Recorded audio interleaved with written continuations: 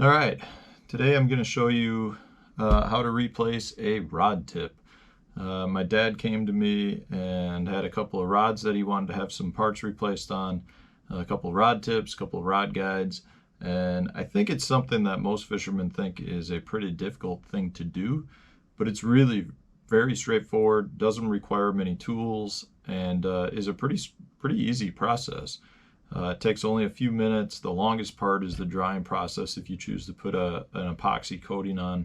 But in general, it's pretty easy, and it's something that is good to know how to do in just a, when you're on a trip and you've got a few minutes and you need a special rod for a tournament, you can do it. So I figured I'd show you guys how to do it. Hopefully you can take it and run with it. The rod building process really is pretty straightforward and pretty simple. It's just something that requires you actually to jump in and try to learn. And this is the same thing. So I've got here a rod, and this eye needs to be replaced, or this guide or the tip needs to be replaced. So that all it requires to get the tip off is a little bit of heat. Now, a lot of times I use that small torch gun. In this case, you don't want to apply too much heat.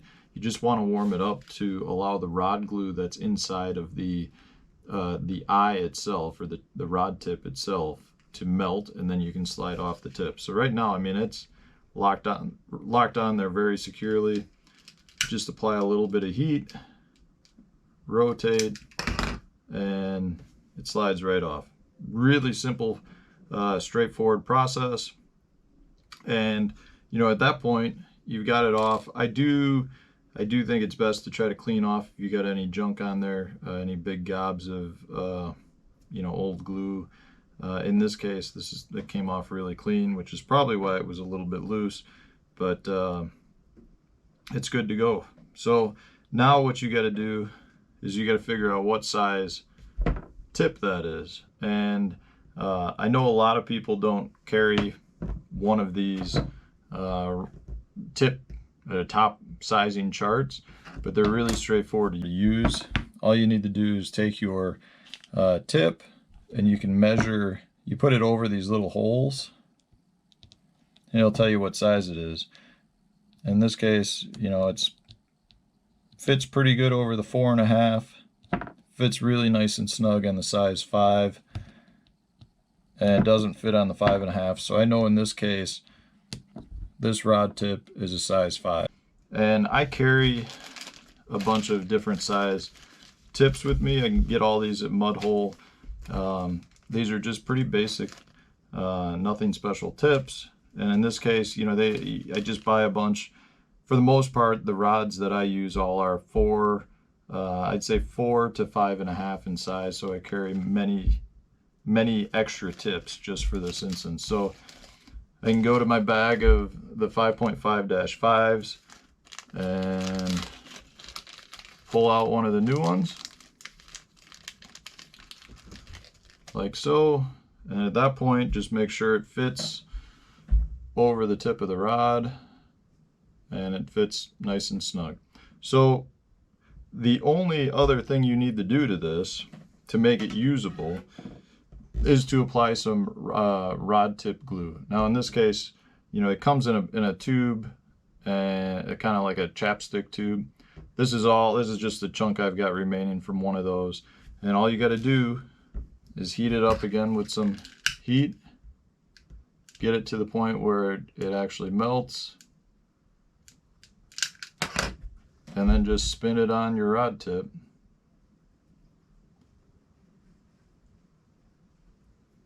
And don't worry about putting on a whole bunch. The excess will come off when you heat it up again. So, the glue itself is drying at this point. So before I put the rod tip on, I want to heat it back up. Don't apply too much heat because you can damage the rod.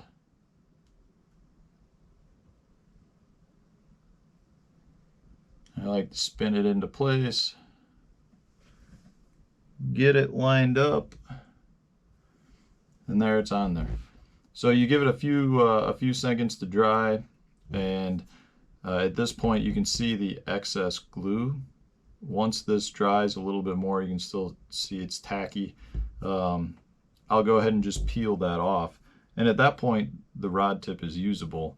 But what I still like to do is add a 2-part epoxy. It's the same epoxy that you'd put over the threads and the eyes, and that really locks in that eye and kind of secures it into place, or the tip into place. You can see that's now dried,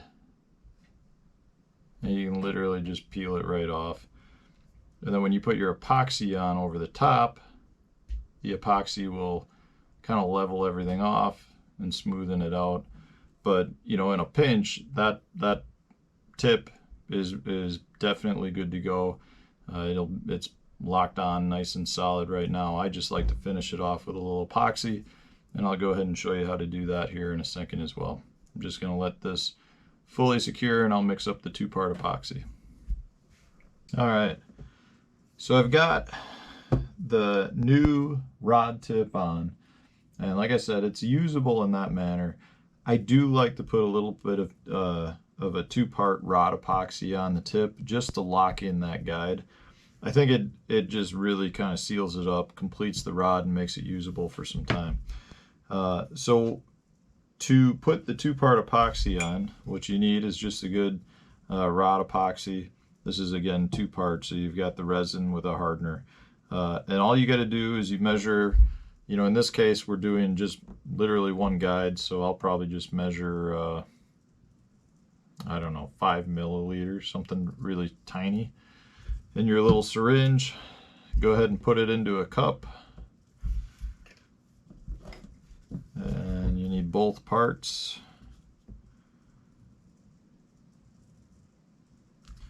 You really do want to be precise in your measurements. That's kind of the whole key here. If you're not precise, it won't harden.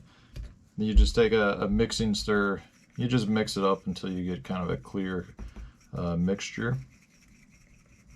It'll go from being kind of 2 separate colors to kind of a swirly looking marble look, and then it just kind of blends in and looks evenly together.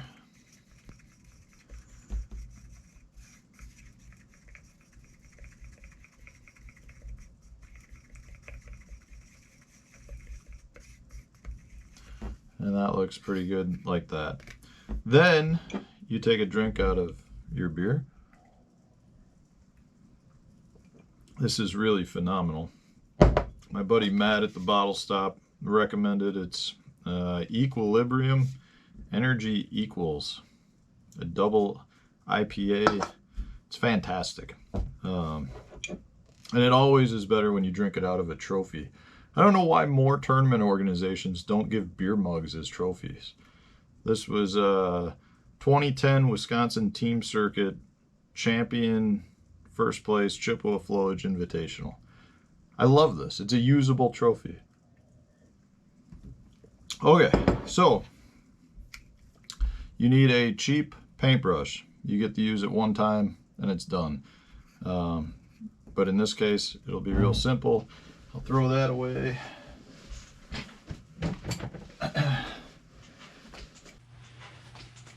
And all you got to do is you take your paintbrush, get a nice little gob of the epoxy on, and put it right over the joint of the rod tip. So I've got my rods in my rod drying rack right now, and it'll take about 24 hours to get that to securely lock down and dry. In this case, I do take a little bit of heat and just apply it, and it'll get rid of all of any air bubbles you've got in there. I mixed this up real fast, so there were a few air bubbles. But a little bit of heat will let that air escape, and it's good to go. And you can see how the epoxy is kind of droopy here, but over time as it dries, it'll just keep building up, and you'll have a nice perfect drop of epoxy on there. But at this point, once you put that epoxy on there to lock that guide in, that tip in, it's not going anywhere. This rod is basically going to be brand new, and you can already see how that drip has kind of been sucked up. So that's good to go. Pretty simple. Took probably 10 minutes to do, and it'll be good to go for a lot more use. Thanks, guys.